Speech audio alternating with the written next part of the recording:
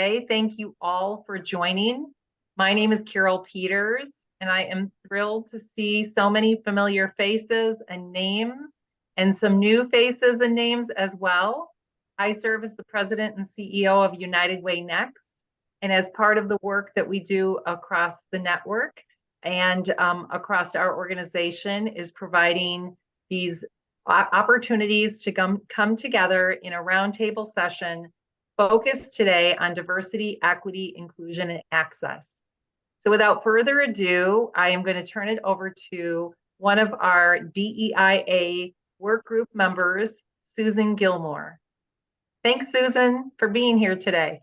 Thanks, Carol. Hello, everybody. I'm so glad that you're joining us. We're incredibly honored and proud to bring you the presentation today. And my job is to serve as moderator. And so I'm going to begin by introducing the co-chair of our DEIA committee, Deborah Zuloaga, and she is the CEO and president of the United Way of El Paso, Texas. And she has headed up our committee in co-chair role with Jeffrey Wilcox, who's also with us today. And we're very thankful to her and her compadres for bringing together a very compelling and fortunately unique story. So, Deborah. Thank you, Susan. Good afternoon, everyone. Thank you all so much for being here for this really important discussion. I am extremely honored to welcome four wonderful, amazing El Pasoans and binational community, the Honorable Mauricio Ibarra, Ponce de León, who's the Cónsul General of México here in El Paso. So we would like to start by beginning to welcome him as one of our panelists today. Alberto Ruiz, who's our Interim Director of El Paso United Family Resiliency Center, that is under our United Way, and we're very honored to be able to tell you the story of our United Way and our role in the aftermath of a hate crime. One of our strongest partners in our community, Mica, who's the Vice President of the Paso del Norte Community Foundation, and she will be talking about the role that her foundation took with other philanthropists in the community to take on the not only the long-term role of healing our community, but in the immediate aftermath, what her foundation did. And then also to kind of lay the groundwork and really talk about our community and this hate crime that occurred in 2019 in El Paso, Texas. We have Angelica Mata Lindstrom, who is the United Way of El Paso County Senior Director of Resiliency and was the first United Way staff member to take part in the immediate aftermath of this shooting, take a leadership role for our United Way at the Office of Emergency Management. So it's my pleasure, my proud honor to welcome these four individuals to the panel discussion today. And so I think at this time, I'm going to ask Angelica to really tell us a little bit about what happened and to kind of set the framework for our community. So Angelica. Thank you, Deb. Thank you as well, everyone, for having us today and being able to really speak to our story and how our community really came together. So 4 years ago, on August 3rd, an individual, he drove over 650 miles. He was completely consumed with hate and intent on murdering Latinx individuals. And per his words, he was set out to kill as many Mexicans as he could. This event, it forever altered the lives of the community. It claimed the lives of 23 innocent people and injured 22 others. This impact really cast a dark shadow, and it left a negative imprint on the lives of numerous El Pasoans. And this tragic day, what it really did, it marked the deadliest anti-Latinx attack in the history of the U.S. So as our community really faced these turbulent challenges that lied ahead, there were many community stakeholders that came together. We had individuals from El Paso as well as individuals from Mexico who came together and collaborated on really driving effective healing pathways for all the individuals impacted directly, whether directly or indirectly by this tragedy, right? But our healing journey for our community, it was to be unique, as this tragedy really caused a cascade of collective traumas, right, to follow.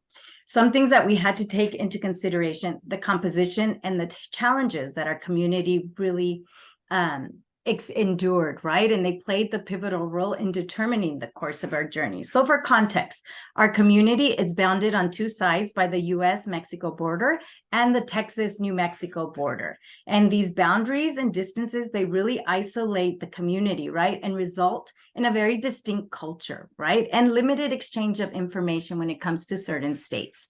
So composition, 83% of El Paso County residents are Hispanic, okay? Their household per capita income, the average is $23,000, which is actually 37% less than the state average. We have a very high index of individuals living below the poverty line, and our poverty line, of course, it's lower than the poverty line in Texas, right? So right now that it's kind of striking, and it represents around 20%. So these vulnerabilities of the affected populations and their daily struggles, such as housing instability, food insecurity, challenges in accessing healthcare, as well as their health and well-being and job insecurity, were further exacerbated, right, by this tragedy. So this added new layers of complexity to the healing process, and it compounded kind of the difficulties that they faced when it comes to striving for long-term stability in our community. So I'm very excited that in today's panel discussion, we're going to gain insights into how this healing journey was really crafted to meet the needs of the individuals that were impacted, but all while keeping equity and inclusion at the forefront, as these are essential elements when it comes to the pathway of for the healing of our community. So with that, thank you, and I'm going to pass it back to Susan so we can kick off the panel. Great. Thank you so much. All of us just you have had all of our hearts over the past several years as you work through what I'm sure is going to be quite an experience for all of us and an amazing journey for you. So I'm going to be asking several questions, and I believe if you have questions, and you can, please type them into the chat bar, and we will make every opportunity to get around to your questions also. But I'm going to get started with asking the panel in general. Immediately after the shooting, how did the mission and services provided by your foundation, your agency, or embassy align to provide relief to a community that had just been the target of a hate crime that resulted in the loss of lives and the traumatization of your residents? What was your role, both organizationally and personally? And I think I will start out with Beto. Thank you so much. The United Way works in close collaboration with the Office of Emergency Management. So on the day of the tragedy, on August 3rd, 2019, the United Way provided not just leadership, coordinating efforts between agencies and human services, but also coordinated manpower, coordinated efforts with different volunteers who were needed to alleviate and to serve the needs of the Family Reunification Center. And that effort continued for the next couple of weeks after the Family Reunification Center was moved from its original location, which was at an elementary school near where the tragedy happened, to the city's convention center. And the United Way provided that role of leadership in coordinating efforts among human services and volunteering. Very good. I believe is it Mica? Mica. Mica, would you please respond to the question? Sure. So the shooting happened on a Saturday morning. So I was actually at Topgolf with my family, and we started getting notifications that there had been a shooting at a Walmart. We didn't have a lot of information about the shooter or the circumstances of the shooting. And at the time I was also serving on our local children's hospital board. So I was getting information as a community foundation employee and also as a board member of the hospital, because the children's hospital is co-located with our county hospital. So by the time I got home, of course we left Topgolf immediately, and I got home and we were on our end, the community foundation end, we were scrambling to set up a fund, set up the link to the donate button, because we knew we were going to be receiving contributions. Our CEO, Tracy Yellen, had been in conversation with our mayor at the time, Dee Margo, working out all of the logistics on that end, because of course, he was preparing to make remarks to the media and to just be prepared to receive contributions in response to the shooting. But at that same time, in parallel, I was notified by the Children's Hospital that there was a child whose both parents had been killed, and they had that child and were treating them. It was a toddler. And so while I'm watching everything on the news and there isn't a lot of information, I was getting information from Children's Hospital and then working on the community foundation side to mobilize. So that day in itself, we were working through parameters of like, how are we going to grant? There are so many different people impacted by this. There were people, for instance, that were in the parking lot. I know of a mother who was there to do her school shopping for her kids, because school was going to be starting soon thereafter. And she was there with cash, and she lost her wallet on site, and all the people that were at Walmart had to leave. They had to leave their cars because it was a crime scene.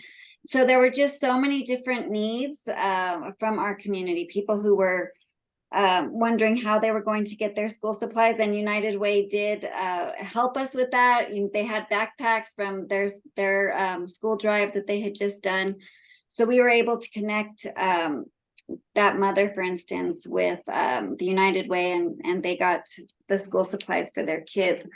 But at that time, we really didn't understand just the full impact of this shooting. I mean, because there were, people who were going to struggle with PTSD, people who like the young girl soccer team that was outside the Walmart that was selling items outside of their outside of the Walmart as a fundraiser, and whose coach had been killed before them, and they were trying to usher all of these young soccer players off site.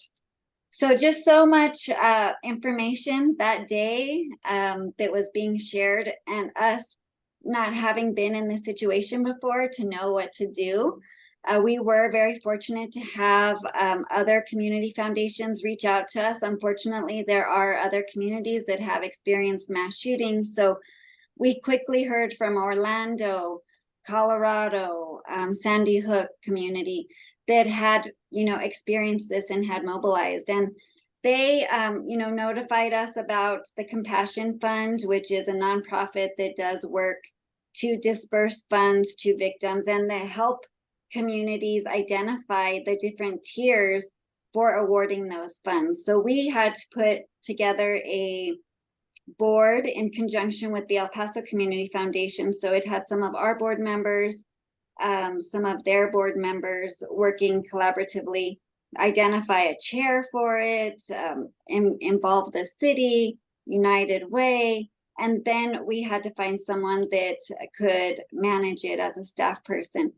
So there were a lot of administrative pieces to this being done in parallel with the response directly to the community. So outwardly, Mayor Margo was having these interviews on national media, and we were starting to get calls. I remember speaking to a lady from New York who called and said that she would adopt that little toddler who was left orphaned. And it's a very sweet, kind sentiment, but knowing El Paso, El Paso is a community founded on families. There's no way that an orphan child in El Paso would not be cared for from the extended family of abuelas and tias and tios. They would be covered. But it was very nice to hear people around the country that were willing to step up and support our community. So my role specifically was working with a bunch of the fundraising efforts in our community. We raised together just over $12 million for the victims of the families. And we had some that had immediate needs. We had like Airbnb reaching out to us to provide lodging for families that were going to be coming to El Paso to support their loved ones who had been impacted by the shooting.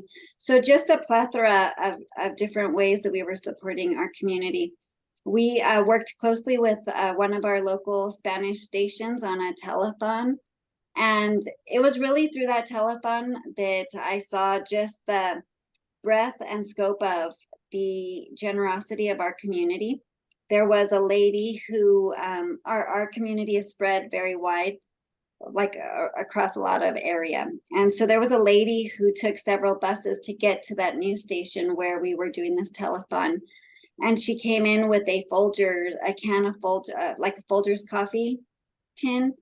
And it was full of money that she had been collecting all year long. So remember, this is like August. She had been saving since January. And that money added up to just over $100. And that was money that she had been saving for her grandson's Christmas present. And she handed over that tin to us and said, please take it. You know, I'm going to have my family with me for the holidays. And I want to help all those family members or those families that have lost a loved one.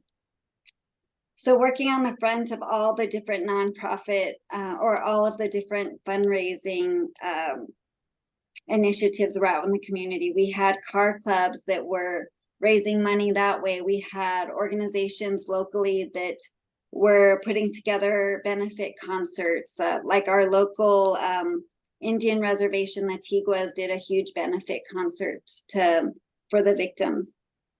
And so that was all done in parallel as we're working with the families directly to identify what their needs are and trying to provide stipends in the meantime until everything was worked out on the legal side of how we were going to disperse those with one fund and in partnership with the Compassion Fund.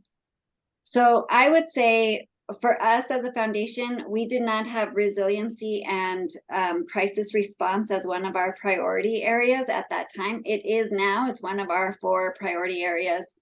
You know, just recognizing that our community was so vulnerable in that moment, but how we came together with blood drives, with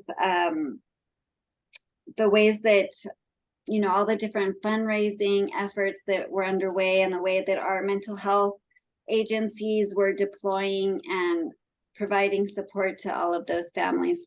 It was really, you know, eye-opening for us. And unfortunately, now we are prepared, and we are one of the communities that does reach out to, you know, other communities that are impacted by mass shootings, because we see them, you know, occurring all too often now.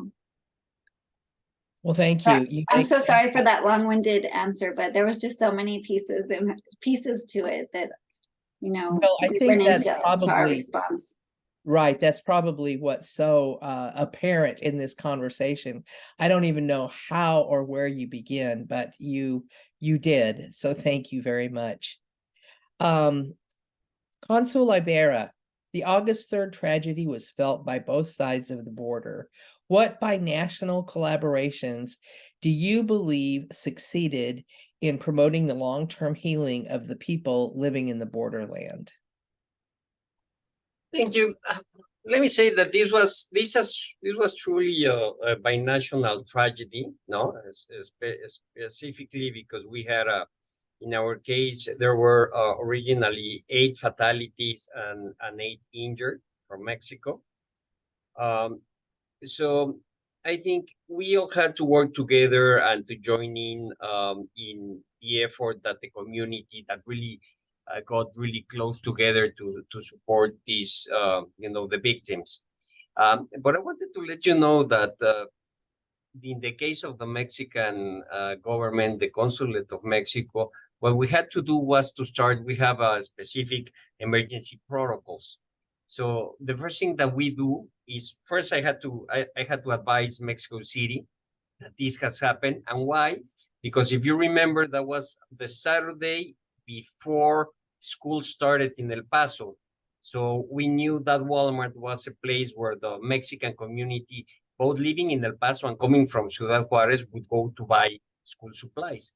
So we didn't, as Mica was saying, nobody had information, but I was sure that probably a Mexican was involved in this type of incident.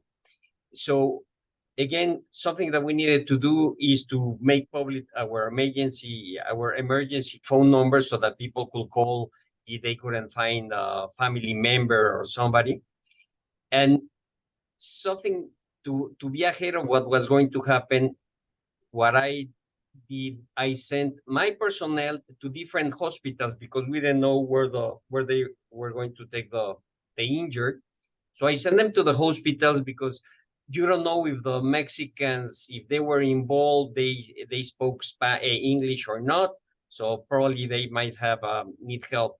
So we send my people to the hospitals. Then we set up a table at the reunification center to start receiving all this information, which was very important. I talked to the local authorities, to the mayor. We spoke with the FBI, with everybody, because we needed to be on top of what happening.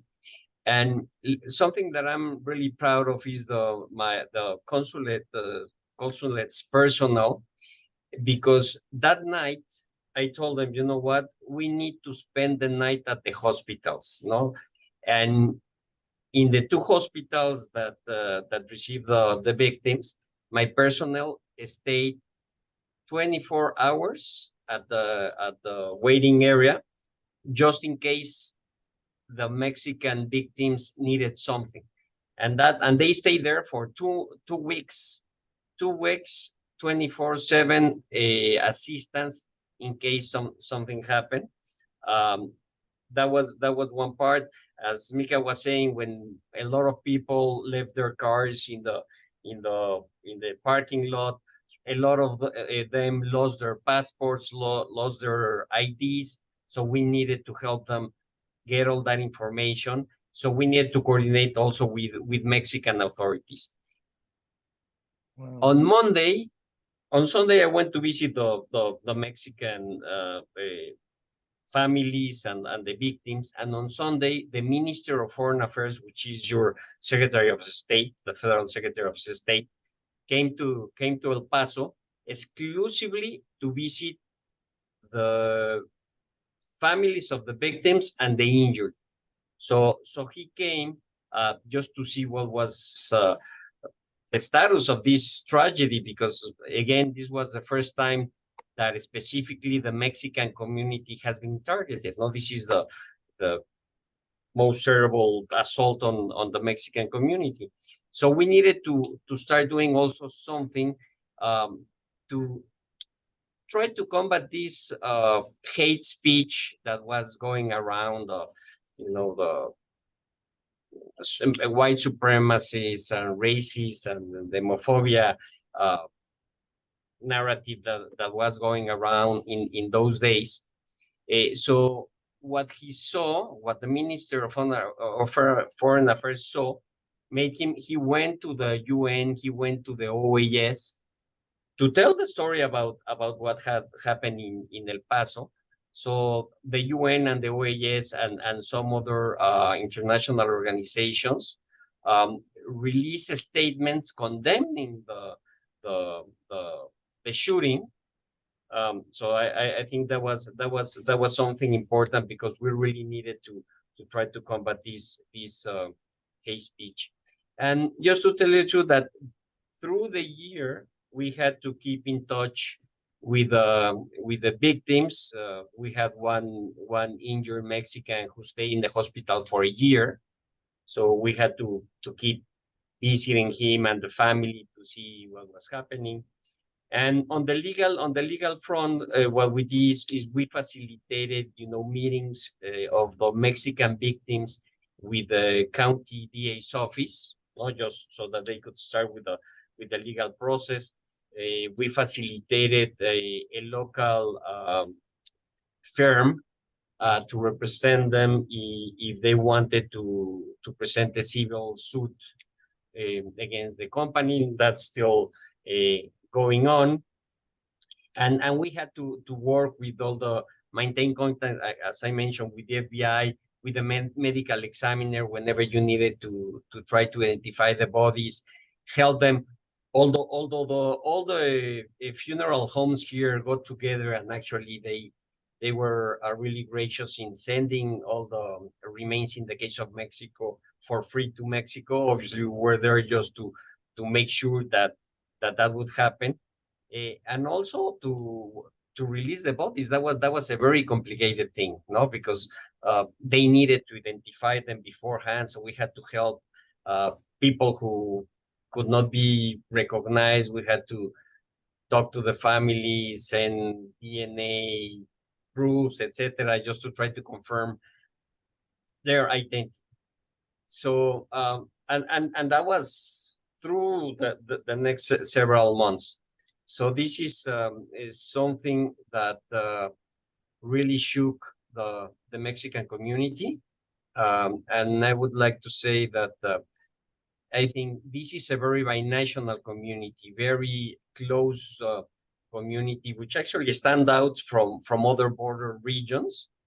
But I think that made us even closer together. And local authorities from Ciudad Juárez, from Chihuahua, the governor came as well, the mayor came, just to pay the respects and to be in close contact with our community. So yeah, it was a binational tragedy that we keep living every 3rd of August. And just to finalize, something that the Mexican government decided to do is to never forget the people who died in that day. And as it happened all over the place, outside here, the Mexican consulate in El Paso, we set a memorial plaque with the names of the 23 fatalities. And every year, as all the community here in El Paso does as well, we do a small ceremony to remember them and to recognize them. If I could add, Cónsul Ibarra reminded me that soon after the shooting, we had President Trump visit our community. And so when we're talking about the rhetoric of, at that time, when things get so political, we're talking about immigration, having a border wall, the rhetoric, at the national level about Mexican nationals, of them being criminals, rapists coming across the border. So, our community was still very, emotions were high. There was a lot of pain and anger.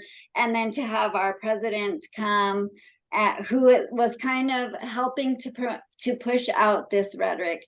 It was very challenging for our community. There were people who felt that he shouldn't be here because visiting those families, and then some of the people who were like, why did you visit with the president? You should have turned him away and not even talked to him.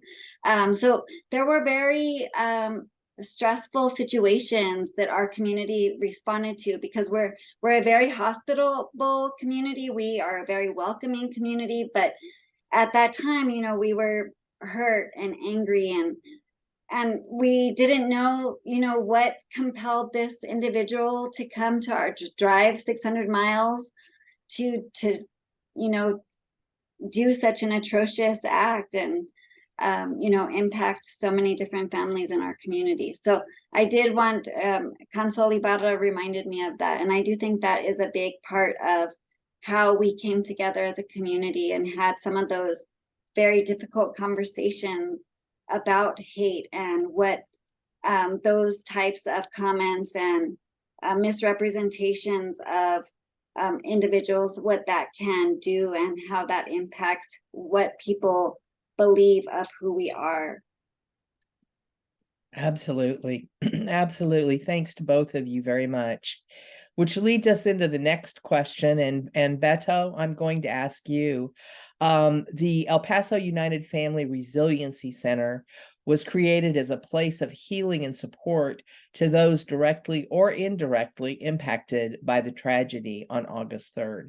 How has the FRC navigators and service providers worked to address the hate aspect of this mass casualty?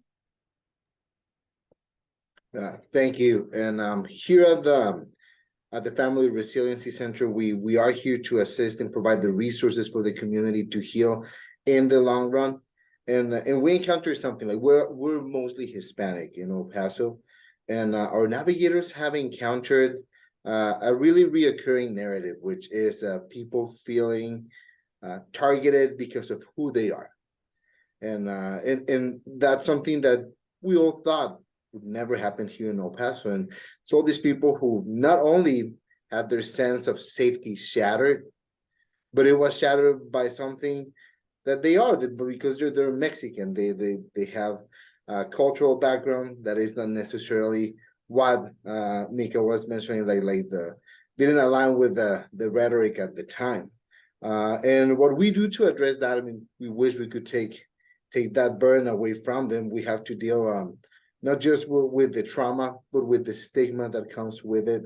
So what the navigators do on a daily basis is they play a role in restoring that sense of safety, letting them know that, you know what, like it was a paid motivated attack, but we're here to help. There is hope in the future.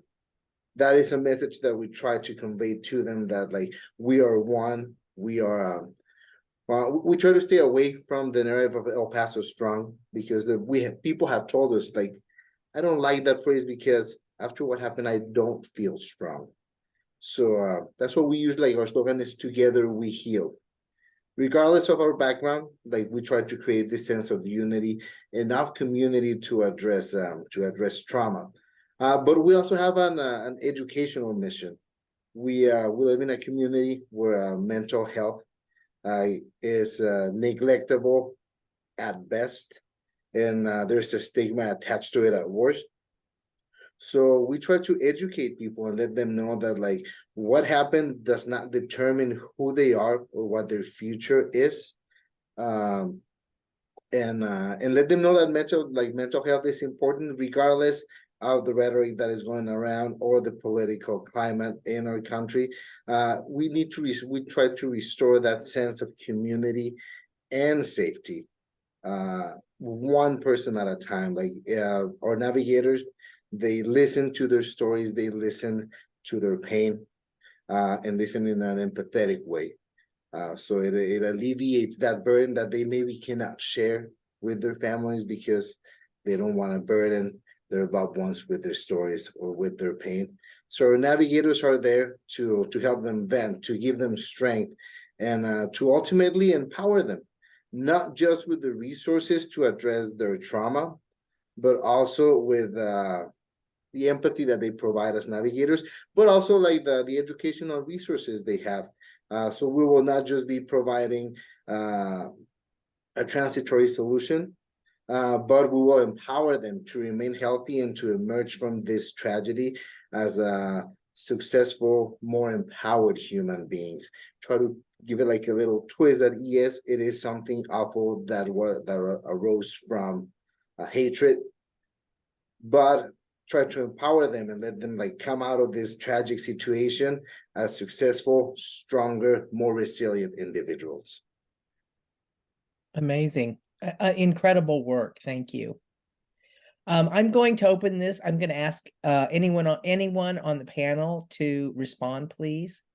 How do you think that we can encourage change in all of the communities, and most particularly to talk more about hate and hate crimes in a way that is constructive and not more divisive? And as you had said earlier, Mica, the political climate remains fraught with all sorts of things, and yet, and then I think Beto, you mentioned also that how could this ever have happened in El Paso? And yet it did. And so how can we really talk to our communities and encourage that they are prepared for things like this? It could happen anywhere, anytime. So I'll go ahead and respond. You know, of course, being a community foundation, one of our priority areas is nonprofit investment. So we do work very, very closely with all of our community nonprofits. But the YWCA in particular, whose mission is to eliminate racism, empower women, promote justice, peace, freedom, and dignity for all, they do hold conversations out in the community where there is dialogue that takes place, and so do entities like nonprofit orgs like our local Holocaust Museum, where, you know, it's hate for religion and instead of race.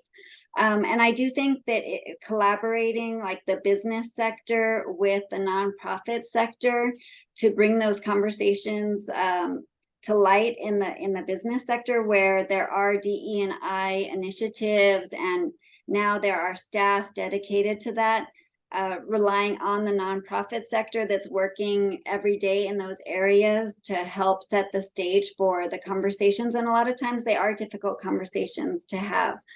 I previously worked at a natural gas distribution company with locations in Oklahoma, Kansas, and Texas. So you can imagine the diversity of the employee base within those states. And we were very diligent, led by the CEO, creating a DE&I committee that pulled in employees from all of those different areas through the employee resource groups to give input on how to have those conversations. And of course, luckily, you know, our CEO, our base was in Tulsa, and they really trusted the perspective of El Paso and the Rio Grande Valley, who were living in these areas, to get feedback on how to discuss issues that were important to the Hispanic employee base, and how to have those conversations, and to, you know, not think 16 de septiembre is, or not to think that Cinco de Mayo is what 16 de septiembre is, where, you know, they think that it is Mexican Independence Day, but just trying to help people understand the culture and the values that are important to different communities. So you have that perspective, and you can, you know, just try to relate to our fellow neighbors and understand their backgrounds, their perspectives. And that really helps sets the stage for some of those very difficult conversations centered on hate. Thank you. If I can add. Yes, please. I would have to say that something that I mentioned before, I think it's important first to be very open and very public in condemning whenever we hear this type of speech, no? Whenever you have these racist attitudes or white supremacists, we have to condemn them, because people have to know. But how do you know when you have something like this? No, so we work, for example, with organizations like the Anti-Defamation League, with ADL. So we talk about these issues. They train some of our people to identify those types of attitudes, and we are very much aware that we need actually to make our community aware that these things can happen, no?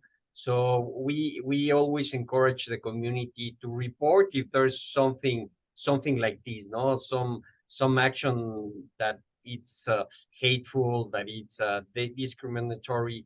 So I think it's very important first to be open about it, to condemn it whenever we see it or hear it, and then to let the people know that there are channels, organizations that can channel their you know, what happened to them, and there are resources to help them solve this issue.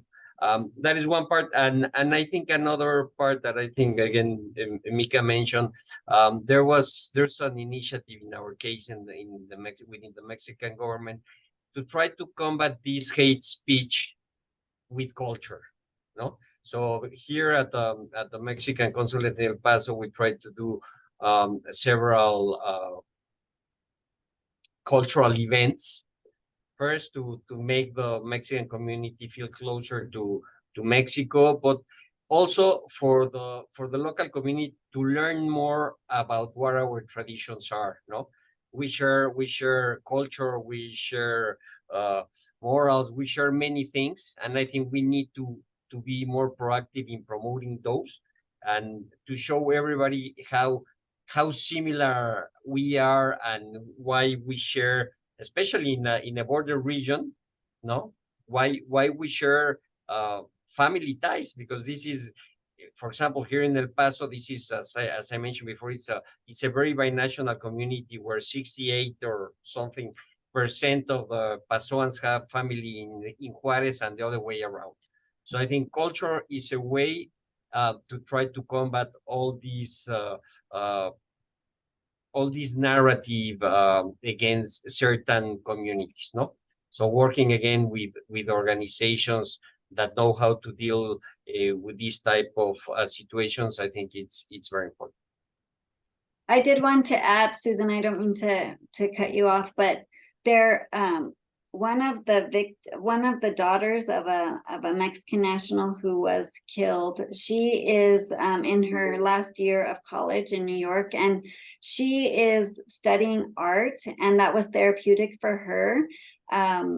Going, moving on. She had just graduated and was starting college when her mother was killed in the shooting, and she's using that art for therapy to, help her get through all of the pain and agony that comes from that.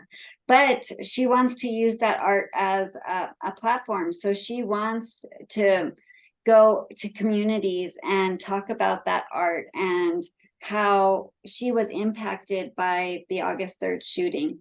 And I really do think that living those experiences and getting out beyond just the El Paso community where we've lived it and into other communities, so I mean the message is spread, I think that's really important too. And I'm glad that she's feeling very empowered to do this and to take this tragedy and turn it into something that, will help set the stage for those very difficult conversations.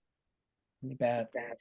You bet. Thank you. Thank you both. Susan, if you don't mind me asking, I do agree with the approach that Council Ibarra and Mica mentioned. It's a two-pronged approach that we're in a culture that we try to foster here at the FRC, that we do have to condemn any type of hatred in our community. We also have to promote a cultural change, because that hate and that intolerance is more of a symptom of an underlying problem. So we also are in a position here at the FRC and the United Way here in El Paso, where we work with the community.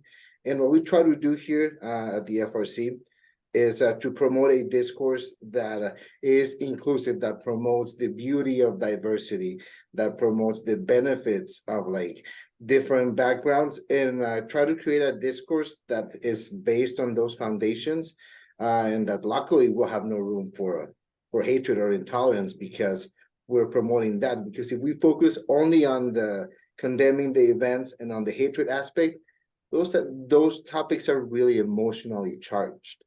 So we have to reconciliate what's going on, what's the next step, and focusing and creating a good foundation where there's no room for intolerance and hatred. I think that's what we're trying to do as well. What a great thought, and I really appreciate that. And if I have your permission, I'm going to quote you as our committee continues to work through some of our challenges. I love the promote the beauty of diversity. That is a really great thought. Thank you. Thank you. Our beloved Dick Aft, who is not with us at the moment, but was earlier, popped in a question, and I think it's such an important question. And I'm going to ask Deborah and Mauricio to answer for us. How do you handle your own emotional needs and that of the team that you lead to do all of this work. So I see Dick is on, so thank you, Dick. Oh, for Dick just being came on, Yes, okay. there he is, there he is. So, well, and again, thank you, Susan, for leading this discussion. And again, my thanks to this amazing panel. I get the honor of working with them and have been working with them for 4 years.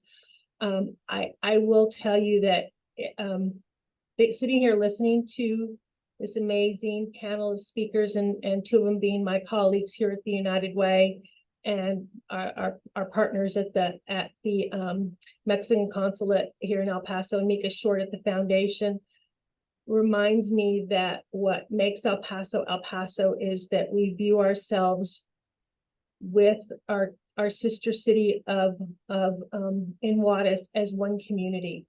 And we really do, it's inspiring. And I am reminded today of how inspiring it is to have these great leaders, and with so many more from around our community who took probably one of the worst things could ever happen and make it into something that we have turned into something of positive and love, and showing the world, because we continue to show the world. I know you all see images of our community that don't always represent us in the way that we are, and that is of a community of love, a community of caring, a community of compassion, and most importantly, a community of humanity. I mean, that's what we are. We're El Pasoans. We're just a community of humanity, and we view the entire world through a lens of humanity. And I'm grateful that I see these individuals and you on this call to really hear that message and really understand how, as a country and as individual communities and as our United Ways, that we can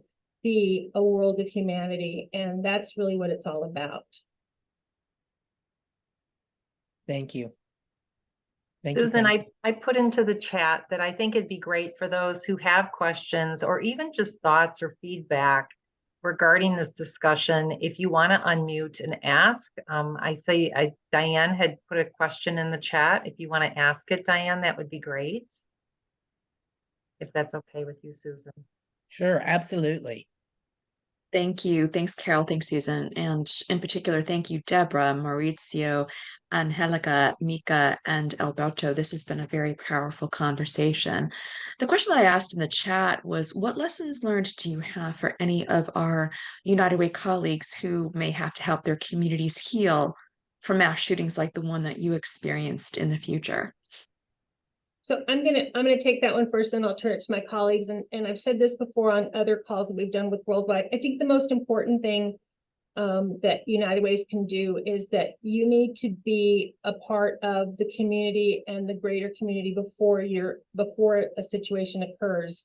One of the things that I shared, in fact, earlier on this call or on this session was that, if you don't already have relationships with all your electeds, if you're a border community, with your local consulate, with your foundations, with the other funders, make sure you're developing those relationships of trust.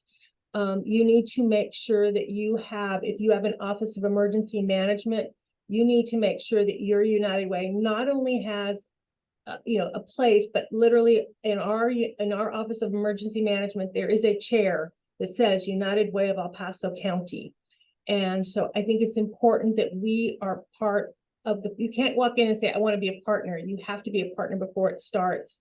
The other thing, and I will say this, and again, I'll turn it back over to Cónsul Ibarra and to Beto and to Mica, but it is that one of the things I preface or say is that you have to understand your community, and you have to understand when to step back, when to step up, and where your role can be. But I will tell you that there is something I have learned, that United Ways have such an important role in addressing the issues that are occurring, the actual issues after a shooting, but also in conversations around what Mica has been talking about. And also in our case, beginning to have conversations about, we're a red state. Texas is a red state, a very red state, a ruby red state. So why do we begin to have conversations about financial stability? Angelica talked about financial, our 4 focus areas in most United Ways literally drive into how we can address some of these out of school time, mental health, financial and out of school time. I mean, a lot of these shootings are done by disenfranchised individuals, and in our case, a young man. So how do we be part of the solution, not just speak out against, but how do we take action? And I encourage all United Ways to be thinking about that. Thank you. I really do agree with that wholeheartedly, and appreciate very much your constant reminder of how important it is to know and work with your community from you obviously had some good relationships going into the unspeakable tragedy, and they have served United Way well. And I hope all the other organizations involved feel the same way, that they've been served well by your partnership. Susan, I want to say one more thing that I forgot. I would also say this, and I've said this before, don't think it won't happen to your community. Right. Do not think that this will not happen in your community. If Exactly. you'd asked any of us in El Paso, we would have said, El Paso, no, that won't happen.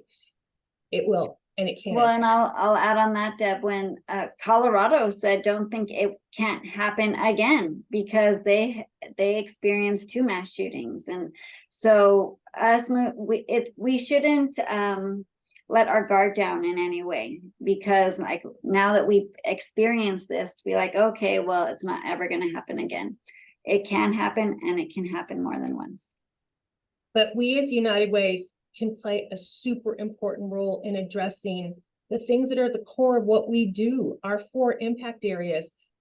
I mean, we are with our partners from the foundations, with our partners, if you're a community that has on the border, with your consulates, we can really start to have an important role and hopefully maybe mitigate some of this in the future.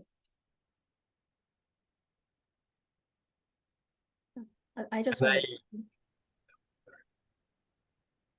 I love to thank the panel for serious discussion about a deeply important issue, and appreciation to Carol for and Susan for opening this up so that we are all part of this. Question that I have that actually had in part been responded to by Deborah, related to the issue of resilience, right? Resilience in the community. So much of it has to do with the social connectedness and the trust that United Ways build. But I was really curious about Angelica's position, specifically resilience. And coming from my last job, which worked a great deal with city officials, usually that means climate resilience. So very interested in your case, how that was envisioned, and what resilience in your job description involves. Well, my position kind of came to fruition after what I was exposed to a little bit, right? So as Deb mentioned early on, I came in to support the capacity when it came to serving migrants within our community based off of what we were experiencing. And it allowed us to drive a deeper relationship with the Office of Emergency Management. And that's where our role came into play based off of the recovery effort of the tragedy that happened. So from there, we were really exposed to really identifying solutions that would help address the instability that these individuals were facing, because these individuals were facing a lot of instability when it came to their mental health and well-being. But there's so many layers that come into play, right, that we really need to address to ensure that we're helping to identify solutions to drive their long-term stability. So through the FRC, we did develop a model, right, through the El Paso United platform, where it focuses on identifying goal-driven solutions to help support individuals when it comes to specific needs, right? So once August 3rd happened, COVID happened, right? And COVID happened immediately. So the community wasn't really allowed to heal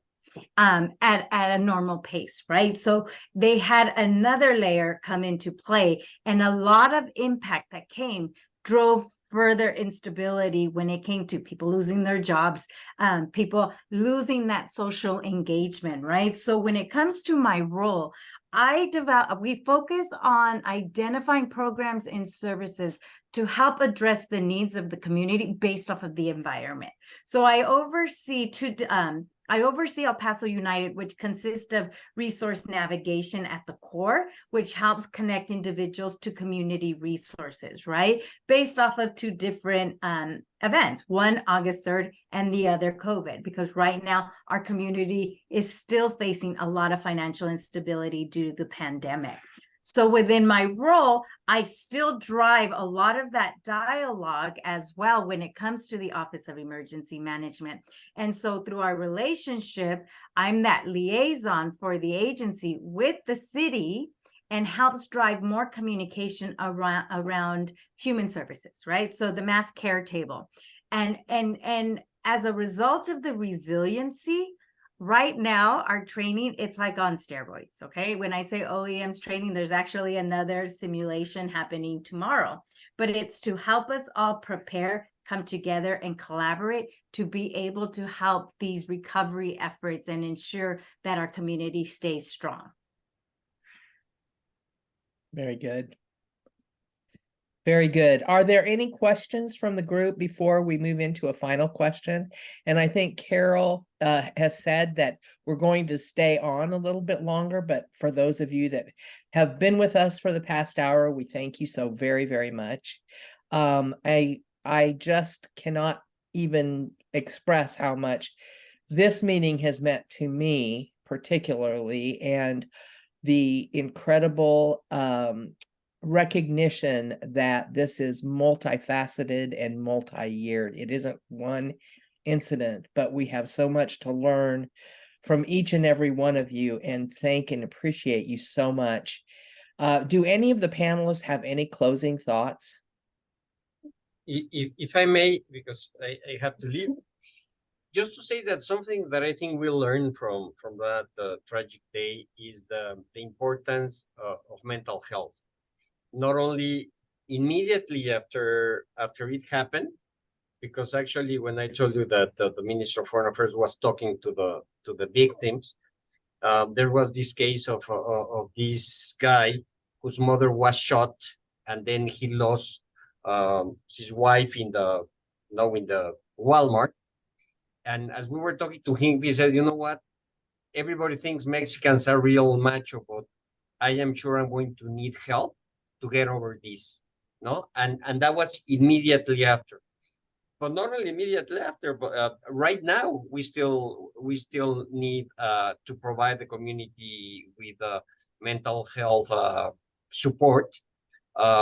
Every year, the Mexican government with federal, state, and local health authorities, we organize the Binational Health Week. It just closed this Saturday, and we close it with the mental health conference, who talked about this need not only in emergency cases, but also with people who have, for example, family members with disabilities, or we spoke about migration. How does it affect not only the migrants, but the receiving communities? How can it affect or not? And it's clear that this is a very important issue that we need to keep just supporting, providing help, getting together with all of you. I know United Way does a very good job in putting everybody together, but I think this is something critical for everyone. So just never forget the mental health issue. We have to strengthen whatever resources we have as a community for the people. I think one of the problems that we face is that not everybody knows that there are local resources specifically for mental health. So we need to be more proactive in telling the community that yes, there are organizations, there are resources, there are tools to help them if they need them. So thank you very much, and thank you for the invitation to this great panel. I really appreciate it. Thank you. And everything you do. So Thank you. I want to add something to what Cónsul Ibarra had to say. when it comes to mental health and well-being, it's crucial, it's important, right? And Beto touched on it a little bit when it comes to our community. Our community faces a lot of stigmatism when it comes to traditional mental health. For them, it's a little daunting at times to come forward and say, I need help. I need to speak to someone. So we should never kind of just narrow and put everybody in the same box, and make sure that we are flexible and have options for the non-traditional. And that was a key learning with the FRC, ensuring that we had the non-traditional services available, like the equine therapy, art therapy, holistic care, because those are stepping stones. They are therapeutic and they lead to mental well-being, but they're also open up the doors for the more robust mental health that may be needed for these individuals. So not just putting us all in one box, making sure that we have options and services to help at least individuals that aren't so acclimated to the traditional therapy sessions. Great. Angie, and if you don't mind me adding, when it comes to that challenge, we as a border town, we have encountered, aside from that, we have encountered intergenerational distrust of governmental assistance programs. And like anyone who comes up to me because they want to help me, like people like who are now like second generation, third generation Americans, they still inherited that distrust of governmental services. And we have to fight that, and we have to like approach them. And I think the navigation approach is amazing at addressing that, because each navigator will develop a rapport with each one of their clients to help breach that and build up the trust, so they open up. A lot of people think that we're gonna end up charging them, or that we're gonna better get a bill. They think that what we offer is too good. And that is cultural and like really, really like pertinent to our region, and helping breach that is something that we have encountered, and that it's really common in populations that have been historically underserved, and that's one of the things we encounter as well. Like to be prepared to encounter that. I agree with Beto. We facilitated just over $38 million in rental assistance during COVID. And there were so many families, I mean, and the rental assistance was not tied to immigration status, but there were so many people who were just absolutely resistant to any kind of support through rental assistance, because they were afraid of being deported or being logged in some systems where later on they were going to be, you know, all identified and, you know, deported or at risk of deportation. So they preferred not to receive any kind of assistance because of that distrust of the government that Beto mentioned. So we experienced it directly as we were trying to get all this money out the door. And they were, you know, among some of the populations that needed the most assistance, and they refused it. Wow. Boy, what a lesson that was, I'll bet, or continues to be. One thing I would add, hi everybody, I'm Jeff Wilcox. I'm formerly with United Way of Los Angeles. First of all, I just think the way in which you are displaying community to us today is just an example. I mean, beyond what you've had to say, you really are approaching the ideal of community. And my appreciation for El Paso today has just gone through the roof. How you have come together, how you have decided to live united, how you have told your story as an inspiration to the rest of us is such an incredible gift. I just hope you know that I think for those of us who are listening today, you were not panelists. You were sources of inspiration in an environment of hate. You were a group of people who formed community at a time when community is not being found. Yeah. You have come together and decided to be connected in a world that's disconnected. And I just want to take my hat off to all of you that you are an inspiration. And that you can talk this long after it's happened in your community with the level that you did today is an incredible gift. And I personally thank you for it because it's priceless. And I think that you're an example the rest of us need to follow. Mm-hmm. The one thing I'm also reminded because of the work that I do, and many of us on the screen do around diversity, inclusion, equity, and access. As you spoke today, I developed this image of an iceberg. And for me, diversity, inclusion, equity, and access is what you see above the surface. It's the hate below the surface that sinks the ship. And I'm really learning from you today about how this conversation has to continue around recognizing hate, its destruction, what it does to not have united communities. And I got to tell you, I'm ready to pack my bag and come to El Paso because you've got a laboratory for the rest of us to learn from. And I thank you for that. Thank you, Jeffrey. Susan, I'm going to step in. Thank you, Jeffrey. And we would welcome any of you to come to El Paso, and we would love for anyone to come visit us. And I'm not to disparage my colleague up the road from Albuquerque. We have the best Mexican food in the country. So I'm there. And so, yeah, so please come and enjoy and see firsthand what we're doing here in our community, and enjoy our great, and then, we can go across the border to the lovely food we have in Ciudad Juarez. Okay, very good. Thank you. Thank you so much to all of you. I couldn't say it any better than Jeffrey did, so I'm not going to say another word except that we have such tremendous admiration and appreciation to each and every one of you. Thank you. Yeah, let's give them a round of applause, whether we're virtual or we're, showing the emoji. So as we kind of wrap up today, again, we like to stay on a few minutes longer because we don't ever want to feel like we're going to end the conversation too early. So if there, are a few of you who want to stick on for just another 5 or 7 minutes, that's fine.